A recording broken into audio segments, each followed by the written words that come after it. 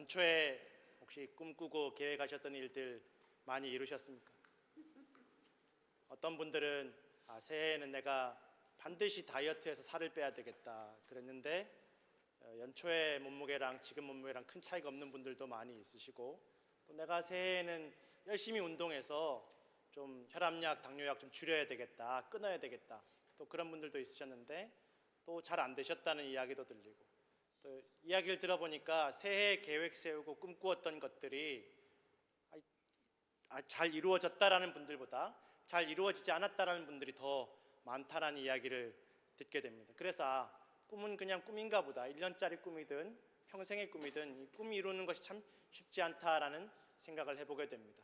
어떤 분은 평생 내가 어릴 때 너무 가난하게 자라서 좀 방 여러 개인 집을 구해서 나중에 내 자식들 손주들이 오면 같이 좀 단 하루라도 좀 같이 이렇게 어울려서 좀 즐겁게 지내고 싶다라는 그런 생각을 해서 평생 이렇게 노력해서 기어이 꿈을 이루셨습니다. 그래서 방이 아주 한 6, 7개 되는 집을, 큰 집을 잘 구해서 이제 꿈을 이루었다 생각했는데, 거기에 이제 막상 큰 집을 얻고 나니까 자식들은 다 시집장가 가서 떠나가고, 이제 그 큰 집을 이제 늙은 노부부가 관리를 해야 되는데 너무 힘들고, 또 이게 난방비가 너무 많이 들어가더라는 거예요. 그래서 늘 춥게 지내는데 이제 명절이 돼서 손주들이 오니까 난방비 들어가는 게 막 눈에 보이는 거예요. 그래서 너무 아깝고 쟤네들 언제 가나 그런 생각이 솟구쳐가지고 견딜 수가 없다라는 거예요. 그래서 손주들이 뛰돌아다니고 여기저기 어질르니까 저것도 치우려면 또 어떻게 내가 고생해야 되는데 싶으니까 쟤네들 언제 가나 싶은 생각이 들고, 이러려고 큰 집을 마련한 게 아닌데 큰 집 마련하고 나니까 행복하기는커녕 꿈을 이루었다는 만족감은커녕 너무 괴롭고 힘들다라는 거예요.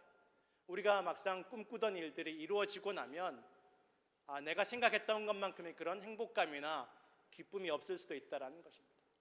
물론 이제 그런 꿈을 이루어서 기쁨을 누리는 분들도 있겠지만 그렇지 않은 분들도 있고, 또 열심히 내가 노력했고 내 계획대로 다 이렇게 열심히 노력했는데 꿈이 이루어지지 않는 분들도 많다라는 거예요. 내가 이렇게 열심히 했는데 왜 내가 꿈이 이루어지지 않을까?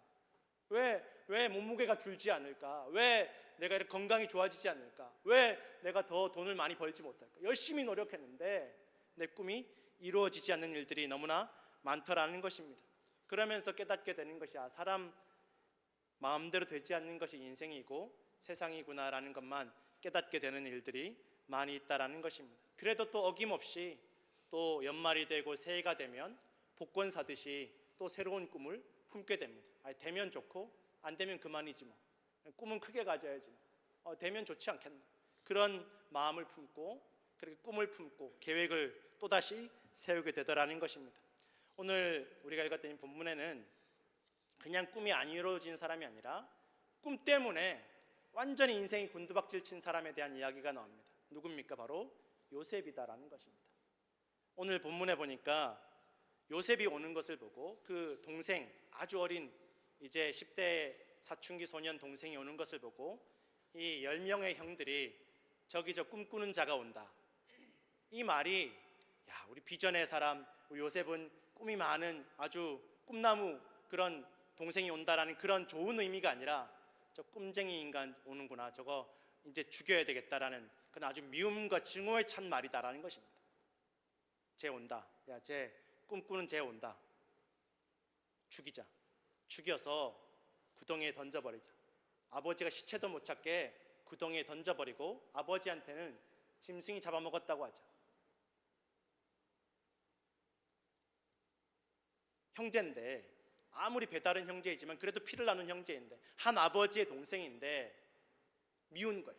죽이고 싶도록 미운 거예요. 여러분, 가족이라고, 피를 나눈 형제와 가족이라고 다 좋아해주고 사랑해주고 격려해주는 것이 아니라는 것입니다. 미움이 불타오르는, 형제 간에 미움이 불타오르는 것입니다. 죽여야 되겠다. 왜? 저 꿈, 요셉의 꿈 때문에, 저 꿈쟁이 요셉 아무리 좋은 꿈을 꾸었는데 우리가 죽여서 구덩이에 던져도 요셉이 꾼 그 꿈이 이루어지는지 한번 보자. 우리가 보자. 요셉의 꿈이 이루어지는지, 요셉을 죽였는데도 그 꿈이 이루어지는지 한번 두고 보자. 이런 마음이 형들 마음속에 있었다라는 거예요.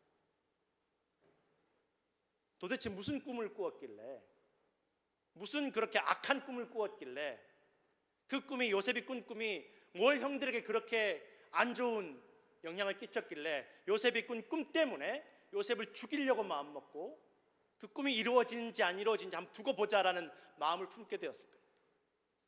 우리는 알고 있습니다. 이미 요셉에 대해서 아시는 분들은 알고 있죠. 요셉이 무슨 꿈을 꾸었는지. 요셉이 꾼 꿈은 형들과 같이 곡식단을 이렇게 묶었는데 형들의 곡식단이 요셉의 곡식단을 빙 둘러서서 요셉의 곡식단에게 절을 하는 거예요. 누가 들어도 이 이야기는 형들이 요셉에게 절하는 게 된다라는 그런 의미를 가지고 있어요. 기분 나쁜 거죠. 기분 나쁠 수 있죠. 그럼 과연 그게 요셉을 죽일 만큼 미워해야 되는 이유가 되는 것인지, 그냥 좀 기분 나쁘고 어린 아이가 철없이 그냥 꾼 꿈이라고 그냥 넘길 수도 있는데, 물론 요셉이 한 번만 그런 꿈을 꾼 게 아니라 또 비슷한 꿈을 꾸었죠. 이번에는 해와 달과 별들이 자기를, 요셉을 향해서 절을 하는 꿈을 꾸었다라는 거예요. 이걸 또 아버지와 형들에게 또 자랑스럽게 이야기하는 거예요. 그러니까 아버지가 야단을 칩니다. 그러면 부모, 형제가 다 너한테 절하라는 말이냐, 이런 허무맹랑한 아이야 라고 야단을 쳤지만, 그래도 야곱은, 그 아버지 야곱은 그 말을 가슴에 품고 있었다라는 거예요. 어쨌든 간에 형들은 그 꿈 때문에, 요셉이 꾸었던 그 꿈 때문에 요셉을 죽이고 싶도록 미워했다라는 거예요. 도대체 그 꿈이 무엇이길래, 그냥 한 귀로 듣고 한 귀로 흘려도 되는 꿈인데, 한 귀로 듣고 한 귀로 흘려도 되는 말인데, 충분히 그래도 되는 이야기인데 왜 그렇게 미워하나? 왜 그렇게 죽이고 싶도록 미워했나? 사람이 한번 마음속에 미움이 탁 들어박히면, 미워지기 시작하면 아무것도 보이지 않습니다. 피를 나눈 형제도, 낳아서 길러주신 부모님도, 내 배 아파서 낳은 자식도 한번 미워지기 시작하면 걷잡을 수 없이 미워지는 게 사람이라는 거예요. 아무것도 안 보입니다. 요셉이 어린 아이든지 또 친어머니를 일찍 잃어버리고 불쌍한 아이든 이런 게 전혀 보이지 않는 거예요. 미워지니까 다 안 보입니다. 죽일 이유만 찾는 거예요.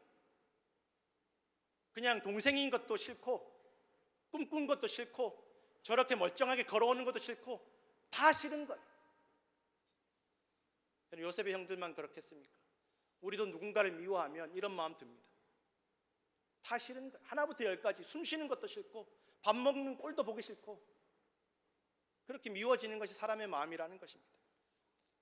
단순히 그냥 꿈 때문에만 이렇게 미워지는 것이 아니라는 것을 우리는 성경을 통해서 알 수 있다는 것입니다. 왜 도대체 이 꿈꾼 것 때문에 이렇게까지 요셉을 미워하나? 왜 이렇게 죽이려고 하나? 사실은 우리가 읽진 않았지만 37장 초반절에 보면 요셉이 17살 때 형들을 한번 고자질한 적이 있어요. 근데 이 요셉에게는 우리가 알지만 친어머니 외에 어머니가 3명이나 더 있었어요. 4명의 어머니가 있었는데, 그 중에 이제 큰어머니 레아 외에 2명의 어머니는 노예 출신, 몸종 출신이에요. 집에서 일하던, 허드렛 일하던 그런 종 출신의 어머니가 2명이 더 있었어요. 그리고 그 노예 출신의 어머니가 낳은 형들이 또 있었다라는 거예요. 그런데 그 형들과 이제 17살이 된 소년, 사춘기 소년 요셉이 같이 양을 치는데, 요셉이 보니까 형들이 저렇게 하면 아버지가 싫어하는 행동을 하는 거예요. 아버지가 시키지 않은 일을 하는 거예요. 고지식한 요셉이 그냥 눈 감고 넘어갔으면 좋았을 텐데, 그걸 또 고지고대로 아버지한테 가서 고자질하는 거예요. 아버지 보니까 형들이 그렇게 하더라. 이거 아버지 이렇게 놔두면, 형들 그렇게 놔두면 안 된다고. 형들 똑바로 야단치셔서 고치셔야 된다고. 마침 그 요셉이 고자질한 그 형들이 노예 출신 어머니의 자식들인 거예요. 물론 아버지는 같지만 어머니들 출신이 다르니까 이게 자기들끼리 또 그런 싫어하는 마음이 있는데, 안 그래도 서로 조금 가까울 수 없는 관계인데 요셉이 고자질까지 하니까 미운 거예요. 아니, 분명히 잘못은 형들이 한 게 맞죠. 형들이 잘못한 게 맞아요. 아버지가 야단 맞을 만한 잘못, 무슨 잘못인지는 모르겠지만 아버지가 싫어할 만한 일을 한 게 맞아요.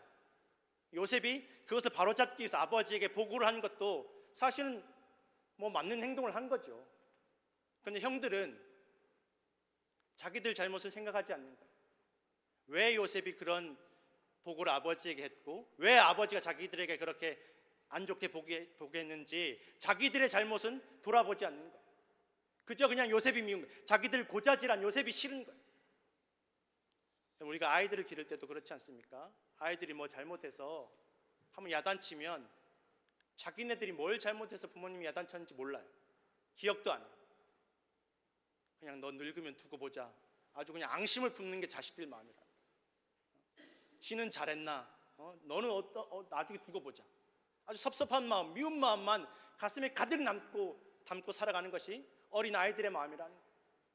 요셉의 형들도 마찬가지예요. 자기들이 잘못한 거 생각 안 하는 거예요. 그저 자기들을 야단맞게 한, 아버지에게 찍히게 만든 요셉이 미운 거예요. 그렇게 미운데 아버지 야곱 입장에서 요셉이 착한 거예요. 다른 형들이 잘못 나가지 않게, 어긋나지 않게 잘 이렇게 보고, 잘못된 걸 보고 아버지한테 말해주니까 아버지는 요셉이 귀한 거죠. 요셉을 더 사랑하게 되고 또 요셉에게 채색옷까지 입혔다라고 성경에는 기록이 되어 있습니다. 이 채색옷이 무슨 옷이냐 하면 아주 길고 화려하고 치렁치렁한 옷입니다. 색깔도 화려하고 멀리서 다 환하게 보이는, 그리고 땅바닥에 질질 끌리는 옷이에요. 그래서 이 옷은 일하는 사람들이 입는 옷이 아니라 관리하고 감독하는 사람들, 그리고 후계자들, 상속자들이 입는 특별한 옷이라는 거예요. 무슨 말입니까? 아버지가 요셉을 형들 위에 관리 감독하는 사람으로 세웠다라는 거예요. 안 그래도 저 고자질쟁이 때문에 싫어 죽겠는데, 아버지한테 야단도 맞고 미워 죽겠는데 아버지가 쟤한테 채색옷까지 입혀서 완전히 공식적으로 힘을 실어준다는 거예요. 미운 거예요. 싫은 거예요. 얼마나 미워했냐면 요셉과는 안녕이라는 인사도 안 할 정도로. 오늘 우리가 4절에 읽지는 않았지만 4절에 보면 형들이 요셉에게 편안하게 말할 수 없었다라고 기록되어 있는데, 이거 원래 의미는 샬롬이라고 말하는 것을 견딜 수 없었다라고 의미를 가지고 있다라는 거예요. 샬롬이라는 말은 그냥 우리 한국 사람들이 오며 가며 안녕하세요, 안녕 하는 인사랑 똑같은 거예요. 그냥 일상적으로 지나가면서 하는 인사라는 거예요. 그런데 그런 인사도 요셉과는 하기 싫었던 거예요. 안녕 하든지 말든지, 안녕 안 했으면 좋겠다, 이런 마음이 형들 마음속에 있었다라는 것입니다. 그렇게 아버지가 요셉과 형들을 그렇게 차별하기 시작하고, 아버지가 요셉과 형들 위해 요셉에게 더 힘을 실어주고 더 귀하게 여겨주니까 형들이 더 미워졌다라는 거예요. 아버지는 요셉에 대해서 꿈과 계획이 있었습니다. 야곱의 계획은, 요셉을 향한 계획은 요셉을 좀 형들 위해 관리 감독자로 세우고, 그래도 아버지의 뜻을, 야곱의 뜻을 제일 잘 아는 사람이 요셉이니까 얘가 상속자가 되고 후계자가 되어야 되겠다라는 마음이, 계획이 있었다라는 거예요. 그래서 더 힘을 실어주려고 좋은 옷도 입히고 또 더 사랑해주고 더 힘을 실어줬다라는 거예요. 그런데 그게 요셉을 죽을 구렁텅이로 밀어넣게 될 줄은 아버지 야곱이 몰랐다라는 것입니다. 성도들, 우리가 자녀들에게 좋은 옷 입혀주고 좋은 교육 시켜주고 남들보다 더, 다른 집 자식들보다 더 높이 세워주는 교육을 시키고 싶을 때가 있습니다. 그런데 그게 정말 나중에는 자식을 위한 길이 아니라는 것을 깨달을 때가 있다라는 것입니다. 더 미움받게 만들고 더 시기 질투받게 만들 수도 있다라는 것입니다. 너 다른 집 애들보다 더 좋은 옷 입혀줄게, 내가 더 좋은 교육 시켜줄게, 더 너는 어디 가서 꿀리지 마라, 기죽지 마라. 요셉의 아버지가 그랬다라는 거예요. 너 형들한테 기죽지 마라, 내가 너한테 힘 실어줄 테니까, 내가 너한테 좋은 옷 입혀줄 테니까, 내가 너한테 더 힘을 실어줄 테니까 너 형들한테 기죽지 말고 가서 형들이 잘하나 못하나 잘 보고 나한테 와서 보고해라. 내가 너의 힘이 되어줄게. 그러나 그것이 요셉을 오늘 구렁텅이로 형들이 찢어 죽이고 싶을 정도로 미워하게 만든 이유가 되었다라는 것입니다. 이게 세상이라는 것입니다.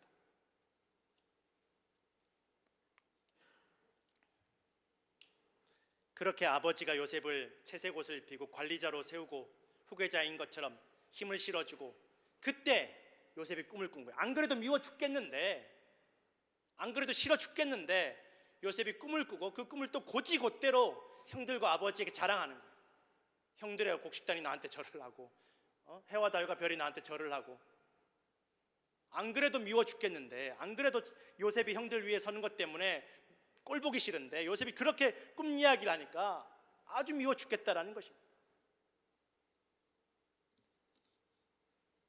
요셉도 그렇게 생각했을지 모르겠습니다. 아, 내가 이런 꿈을 꾸었으니까 내가 이 집의 후계자가 되고 이 집의 관리 감독자가 되고 이 집의 리더가 되고 이 집에 내가 아버지의 뒤를 이어 족장이 될 거야. 내가 형들에게 존경받고 아버지 부모님에게도 존경받고 내가 이 집의 권력자가 될 거라고 생각했을지 모르겠습니다. 그런데 그 꿈 때문에, 아버지의 꿈과 계획 때문에 요셉은 오늘 모든 것을 다 잃고 입고 있던 옷마저도 빼앗기고 찢겨서 구덩이에 던져지게 되었다라는 것입니다. 그런데 요셉도 아버지 야곱도 형들도 깨닫지 못하고 알지 못했던 것은 바로 이 꿈이 어쩌다 우연히 꾼 요셉의 꿈이 아니었다라는 거예요. 요셉이 아버지 야곱이 요셉을 잘 이렇게 관리자로 세워줘서 자꾸만 그런 상황들이 반복되니까 우연히 꾸게 된 꿈이 아니라 우리는 알고 있다는 거예요. 성경을 읽는 우리 성도들은 알고 있는 것이 하나님께서 요셉에게 준 꿈이었다라는 거예요. 요셉의 꿈이 아니라 하나님의 꿈이었다라는 것입니다.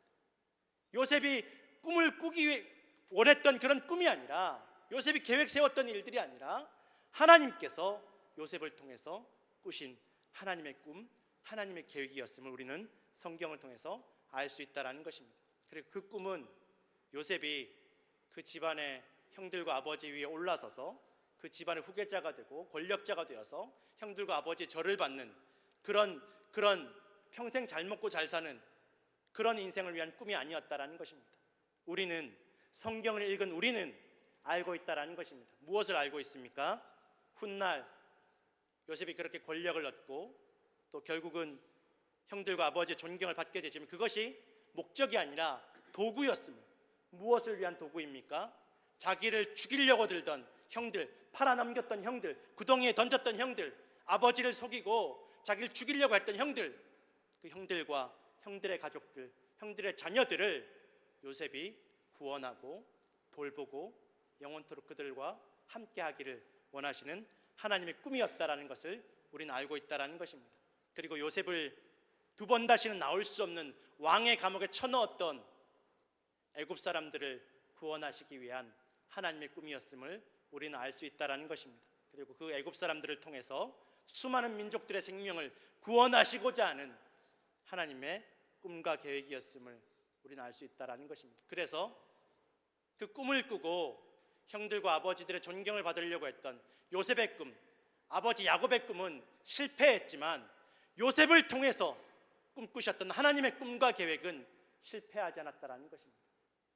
인간적인 요셉의 꿈은 실패했습니다. 그러나 그 실패마저도 하나님께서는 사용하셔서 요셉을 영광스러운 자리로, 높은 자리로 올려주셨음을 우리는 성경을 통해서 알 수 있다는 것입니다. 성도 여러분, 오늘 우리의 꿈은 실패할 수 있습니다. 넘어질 수 있습니다. 무너질 수 있습니다. 그러나 우리를 통해서 꾸시는 하나님 아버지의 꿈은 결코 실패하지 않으심을 믿으시기를 부탁을 드립니다.